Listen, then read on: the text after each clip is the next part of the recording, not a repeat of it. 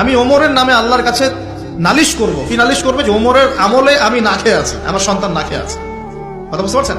এই কথা শোনার সাথে সাথে ওমর রাদিয়াল্লাহু আনহুর মানে বুকে আল্লাহ পাকের ভয় চলে আসলো, হৃদয় প্রকম্পিত হলো। প্রকম্পিত হওয়ার পর তিনি নিজে চলে গেলেন মদিনায়, যেটাকে বলি আমরা বাইতুল মাল, মানে রাষ্ট্রীয় সম্পদ যেখানে থাকতো ওটাকে বাইতুল মাল বলা হতো। সেখান থেকে একটা আটার বস্তা নিজের কাঁধে উঠিয়েছেন, উঠিয়ে নিজে পায়ে হেঁটে ওই মহিলার বাসায় যাচ্ছেন।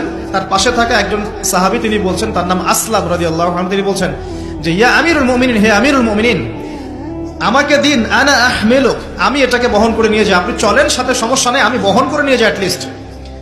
তখন ওমর রাদিয়াল্লাহু আনহু বলছেন, দিলের কান দিয়ে শোনেন কথাগুলো, ওমর রাদিয়াল্লাহু আনহু বলছেন, হাল আনতা তাহমিলু উযরি ইয়াউমাল কিয়ামা, তুমি কি কিয়ামতের মাঠে আমার পাপের বোঝা বহন করবে? সুবহানাল্লাহ, চিন্তা করে দেখেন। নিজের হাতে গেলেন, রান্না করে খাওয়ালেন, তারপরে বললেন আগামীকাল তুমি আমিরুল মুমিনিনের দরবারে এসো, সেখানে আমাকে পাবে। এই হলো ওমর রাদিয়াল্লাহু আনহুর খেলাফত। একদিন তিনি মেষ, তার যে উট, এটাকে পরিষ্কার করছেন।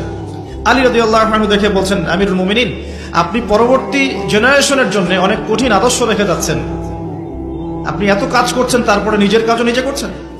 তখন ওমর রাদিয়াল্লাহু আনহু বলছেন, ওয়ালা তালুমুনি ইয়া আবুল হাসান, হে আবুল হাসান, আমাকে এভাবে বিব্রত করো না, কারণ আমি ভয় করি যে আমি যে অর্ধবিশ্ব শাসন করছি, তারপরে আমি ভয় করি যে আমার এই শাসনের আন্ডারে যদি একটা রাখালও না খেয়ে মারা যায়, আমি ভয় করি আল্লাহ এর জন্য আমাকে জবাবদিহি করাবে।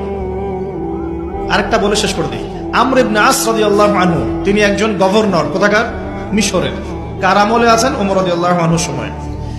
তো তার ছেলের নাম হচ্ছে মুহাম্মদ।